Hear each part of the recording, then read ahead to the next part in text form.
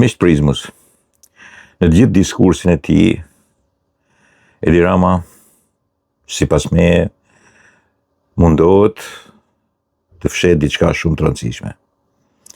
Mundohet të fshet diçka të rëndësishme dhe për më tepër do që t'ia fshej socialistave dhe më tepër nuk do që t'i japi llogari ose shpjegime pse ka ndodhur kjo gjë.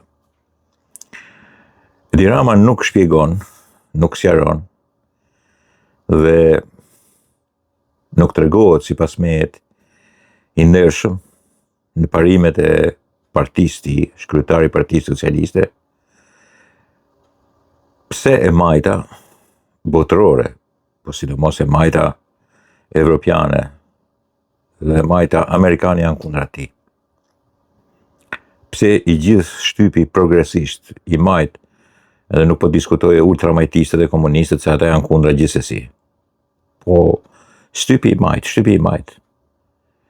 Pse CNN, New York Times, Washington Post, Times, The Economist, Financial Times, nuk e di, shumë testata greke, shumë testata italiane janë kundra.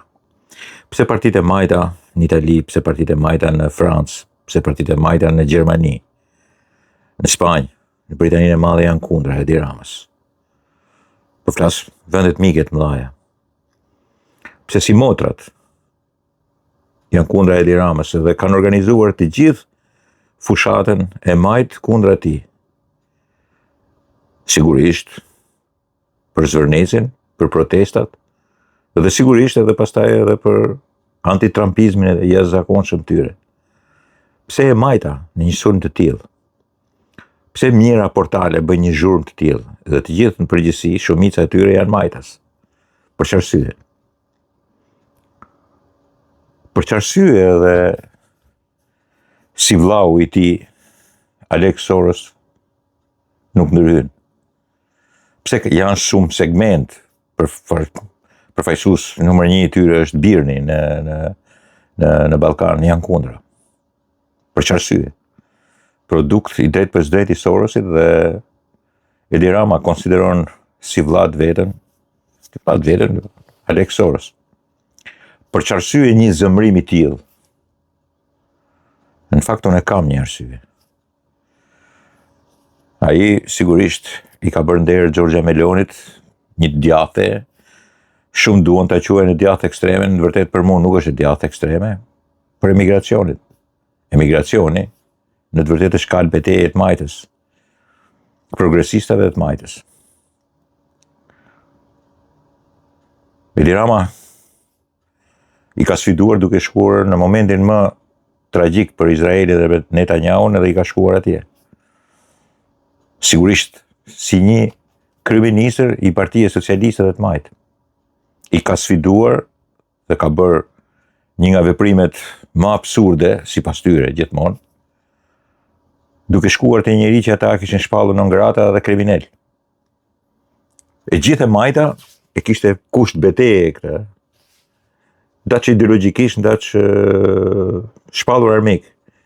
Shpallur armik, sidomos me ato anijet që dërgonin aty, ato që merrte peng Netanyahu. Ndërsa Edi Rama sigurisht shkonte e takonte dhe fliste edhe në kuvendin e tyre. Nuk ja falin miqësinë, firmën e bordit paqes ke Donald Trump dhe pastaj s'kan se t'i falin, edhe një farë mënyre Sazanin që i jep Jared Kushner, i cili sigurisht konsiderohet pastaj lobing hebre, izraelit. E një të majtë e cila fillon që në urrëtitje ndaj Izraelit, po njëkohësisht duke e quajtur gjenocidal, shtet gjenocidal. Dhe të gjitha këto mblidhen dhe pastaj dalin me mijëra portale, shumë testata të mëdha.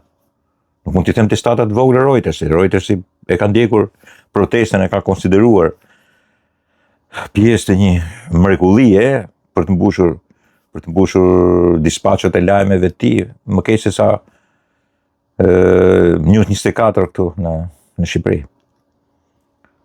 Këtë zhurmë kaq të madhe nuk ka mujtë ta bëj me gjithë fjalët e tij, shpeshherë të vështira, Sali Berisha, kundra Edi Ramës e kundra qeverisë të majtë. E ka bërë vete majta.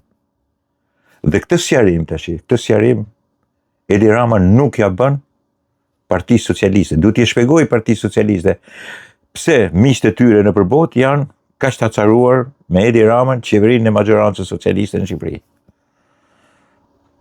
Nuk mund të mjaftohesh vetëm se janë kundra Trumpit, pse me të majtën? Pse e majta botërore është kundra Edi Ramës? Edhe e majta amerikane. Edhe majta amerikane e miqve të tij, Clinton edhe Obama. Këtë nuk mund na shpjegojnë Edi Rama, sepse ai mund të jetë i zgjuar, po jo kaq i zgjuar sa të na bëjnë ne të gjithë budallë. Unë që po flas tash do të kisha vepruar si Edi Rama, punë as kam qenë, as do të jem, as marr përsipër të jem kryetari i Partisë Socialiste. E një parti e të majtë, social-demokrate sigurisht.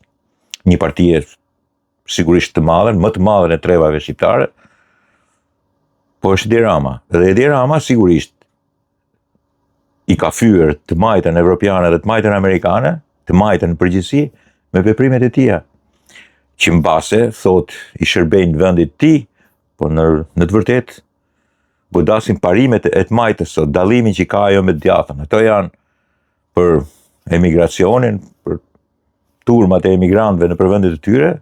Edi Rama ndihmon Melonin dhe bën mirë sipas meje me një kamp ku duhet mblidhen ato që duhet kthehen në përvendet e tyre.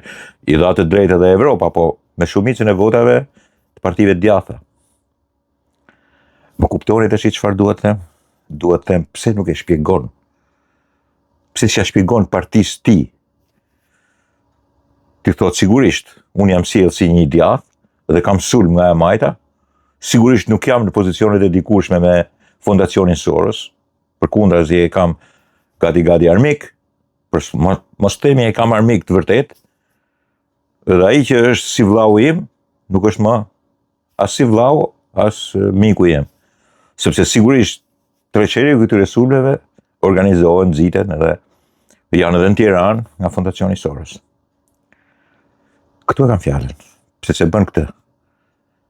Edi Rama ka për detyrë të ballafaqohet me socialistët dhe të shpjegoj pse e majta botërore evropiane, Soros dhe miqtë e tij të internacionale socialiste janë kundra Shqipërisë, janë kundra majorancës së Shqipërisë dhe Edi Ramës vetë.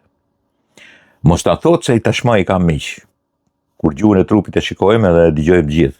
E shohim që edhe Macron ka vështirësi ta takojë, edhe Sanchez sigurisht ka vështirësi të takojë, dhe shumë prej miqve të tij kanë shumë vështirësi të takojnë.